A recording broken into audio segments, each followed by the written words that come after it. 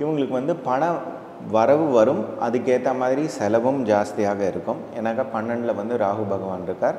கால் சம்பந்தப்பட்ட விஷயங்கள் இல்லை தலை சம்பந்தப்பட்ட விஷயங்கள் இதெல்லாம் வந்து நீங்கள் ஜாகிரதையாக பார்த்துக்க வேண்டியது. பார்ட்னர், லைஃப் பார்ட்னராக இருக்கலாம், பிஸ்னஸ் பார்ட்னராக இருக்கலாம், அவங்க துவாரா உங்களுக்கு வந்து ஒரு தனவரவு வர்றதுக்குரிய ஒரு வாய்ப்பு. மெடிக்கல் எக்ஸ்பெண்டிச்சர் எது வேணாலும் வரலாம். அதை வந்து தாக்கு பிடிக்கிறதுக்கு நமக்கு வந்து காசு வேணும்.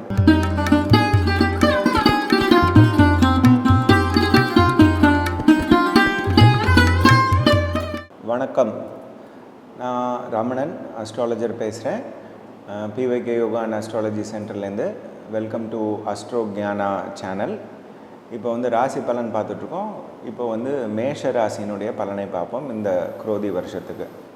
இப்போது மேஷ ராசின்னு சொல்லும்போது அஸ்வினி 4 பாதங்கள், பரணி 4 பாதம், கார்த்திகை 1 பாதம்.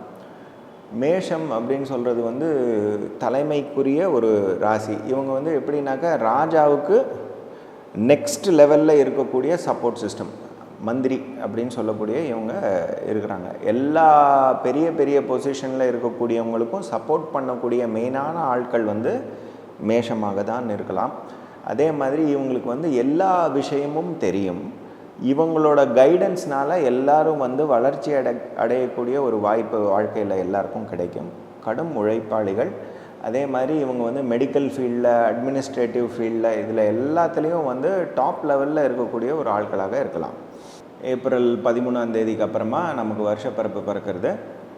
அப்போ வந்து மே மாதம் 1 குரு பகவான் வந்து ரிஷபத்துக்கு மாறப்போகிறார். அவர் மாறினதுக்கப்புறமா மேஷத்தை வந்து சனீஸ்வரர் மட்டுமே பார்த்துட்டுருப்பார் 11ஆம் இடத்துலேருந்து. 2ஆம் இடத்துக்கு வந்து குரு பகவான் 9, 12 கூடியவர் வரப்போகிறார். அவர் வந்து மேஷத்துக்கு 6ஆம் இடத்தை பார்க்க போகிறார், மேஷத்துக்கு 8ஆம் இடத்தையும் பார்க்க போகிறார். சனீஸ்வரர் வந்து ஆல்ரெடி அவங்களுக்கு 5ஆம் இடத்தை பார்த்துக்கிட்டு இருக்காங்க. அதே மாதிரி அவங்களுக்கு 8ஆம் இடத்தை பார்த்துக்கிட்டு இருக்காங்க. அதே மாதிரி மேஷ ராசியையும் பார்த்துட்டுருக்காங்க. ஸோ இந்த காலகட்டம் வந்து இவங்களுக்கு வந்து குரு பெயர்ச்சி ஆனதுக்கப்புறமா, அதாவது மே மாதத்துக்கு அப்புறமா இவங்களுக்கு வந்து பண வரவு வரும், அதுக்கேற்ற மாதிரி செலவும் ஜாஸ்தியாக இருக்கும். ஏன்னாக்கா 12ல் வந்து ராகு பகவான் இருக்கார். 6ஆம் இடத்துல இருக்கக்கூடிய கேது வந்து நமக்கு ஏதாவது மறைமுகமான நோய்கள், வயிறு சம்பந்தப்பட்ட விஷயங்கள் இருந்தால் காட்டி கொடுக்கும். ஏன்னா அதை வந்து அந்த ஸ்தானத்தை வந்து குரு பகவான் பார்க்க போகிறார். அதே மாதிரி உங்களுக்கு தொழில் விருத்தி, எங்கேயாவது எம்ப்ளாயியாக இருந்து வேலை பார்க்குறீங்க அப்படின்னாக்கா அங்கே ஒரு தொழில் விருத்தி நமக்கு வந்து கிடைக்கும். அந்த ஆஃபீஸ் வந்து எக்ஸ்பேண்ட் ஆகும், அதனால் நமக்கு வந்து வேலை ஜாஸ்தி ஆகும். அந்த மாதிரியான ஒரு வாய்ப்பு இருக்குது. அதே மாதிரி சின்ன சின்ன எக்ஸ்பெண்டிச்சர்ஸ் ஹெல்த் ரிலேட்டடாக வர்றதுக்குரிய வாய்ப்பு ஜாஸ்தி. எனக்கு சனீஸ்வரர் கண்டினியூஸாக உங்கள் ராசியை வந்து பார்த்துக்கிட்டே இருக்க போகிறார். கால் சம்பந்தப்பட்ட விஷயங்கள் இல்லை தலை சம்பந்தப்பட்ட விஷயங்கள் இதெல்லாம் வந்து நீங்கள் ஜாகிரதையாக பார்த்துக்க வேண்டியது. அதே மாதிரி ஹார்ட் ரிலேட்டட் இஷ்யூஸ் ஏதாவது இருந்ததுன்னா, ஹை பிபி இருக்குது அப்படி இப்படின்னாக்கா, மூட்டு சம்மந்தப்பட்ட பிரச்சனைகள் ஏதாவது இருக்குன்னா அதை கொஞ்சம் ஜாகிரதையாக பார்த்துக்கோங்க. மூத்தவங்களோட ஹெல்த்தை வந்து கண்டிப்பாக ஜாகிரதையாக பார்த்துக்கணும். இந்த காலகட்டத்தில் வந்து உங்களுக்கு வந்து தொழில் விருத்தி கண்டிப்பாக உண்டு. ஆனால் நிறைய அப்டக்கிள்ஸ் ஃபேஸ் பண்ணி போகிற மாதிரியான ஒரு சூழ்நிலை இருக்கும்.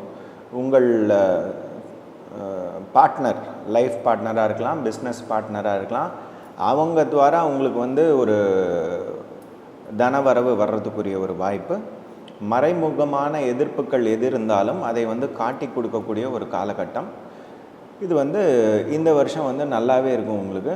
பேசிக்காக 11ஆம் இடத்துல இருக்கக்கூடிய ஒரு சனீஸ்வரர் வந்து உங்கள் மூத்தவங்களோட ஹெல்த்தையும் ரொம்ப ஜாக்கிரதையாக பார்த்துக்க வேணும் அப்படிங்கிற ஒரு காலகட்டத்தை கொடுக்குறது. அவர் 10ஆம் இடத்தையும் வந்து சனீஸ்வரரே ஆட்சி செய்கிறதுனால நமக்கு வந்து இது வந்து நல்ல பீரியட் தான், அவருடைய மூல திரிகோண ஸ்தானத்தில் இருக்கிறதுனால. ஆனால் இந்த ஒரு சின்ன சின்ன தடங்களோடு நமக்கு வந்து இந்த விஷயங்கள் நமக்கு கிடைக்கும். ஹெல்த்தை ரொம்ப இம்பார்ட்டண்ட்டாக பார்த்துக்குங்க. தன வரவு எதுவாக இருந்தாலும் கொஞ்சம் சேமித்து வச்சுக்கோங்க. மெடிக்கல் எக்ஸ்பெண்டிச்சர் எது வேணாலும் வரலாம். அதை வந்து தாக்கு பிடிக்கிறதுக்கு நமக்கு வந்து காசு வேணும். நமக்கு வந்து எவ்வளவு வரவு இருக்கோ அதுக்கு ஈக்குவலாக செலவும் வரும். ஸோ இது ரெண்டுத்தையும் பேலன்ஸ் பண்ணி கொண்டு போகக்கூடிய காலகட்டம் இது. மேஷராசி அன்பர்கள், நீங்கள் வழிபட வேண்டிய கோவில் வந்து ஸ்ரீவாஞ்சியத்துக்கு போயிட்டு வாங்க. நல்ல பரணி நட்சத்திரத்தை அன்றைக்கி போயிட்டு வாங்க. அங்கே எவ்வளவு தடவை முடியுமோ மாதத்துக்கு ஒரு தடவையாவது போயிட்டு வாங்க. உங்களுக்கு வந்து நிறைய நிவர்த்திகள் உங்களுக்கு ஈஸியாக கிடைக்கும். இந்த குரோதி வருடம் வந்து எல்லா ராசிகளுக்கும் ஒரு எப்படி இருக்குங்கிறத பார்த்தோம். ஆனால் ஒரு பொது பலன் என்னன்னாக்கா, இப்போ வந்து சனீஸ்வரர் வந்து தன்னுடைய மூல திரிகோண ஸ்தானத்தில் இருக்கார். குரு பகவான் வந்து காலபுருஷனில் 2ஆம் இடம், ஆனால் ரிஷபத்தில் இருக்கார்.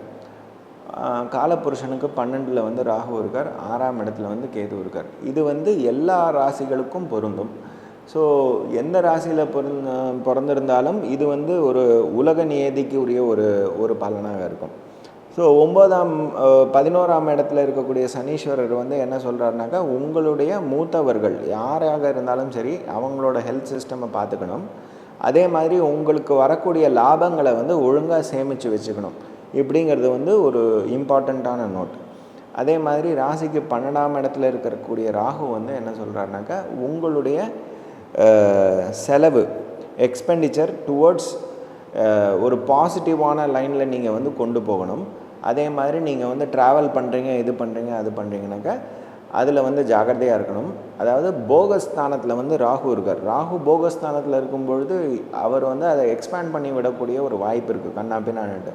அந்த போகத்தை சரியான டைரக்ஷனில் கொண்டு போகணுங்கிறது வந்து ராகு பகவான் நமக்கு கொடுக்கக்கூடிய ஒரு பலன். அதே மாதிரி காலபுருஷனுக்கு 2ஆம் இடத்தில் தனகாரகனான குருவே இருக்கார். 2ஆம் இடம்ங்கிறது தனஸ்தானம், அங்கேயே போய் குரு பகவான் இருக்கார். அப்போது எப்போவுமே வந்து காலபுருஷனில் 2ஆம் இடத்துல வர்றதுனால நிறைய தனத்தை வந்து கொண்டு வந்து கொடுப்பார்.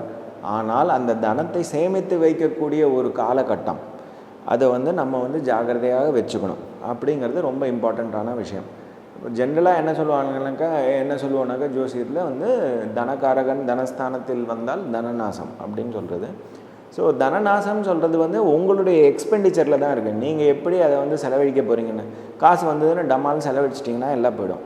அதை வந்து சேமித்து வைக்கக்கூடிய இதை வந்து 2 பேரும் சொல்கிறாங்க. உங்களுக்கு ராகுவும் சொல்கிறார், குருவும் சொல்கிறார்.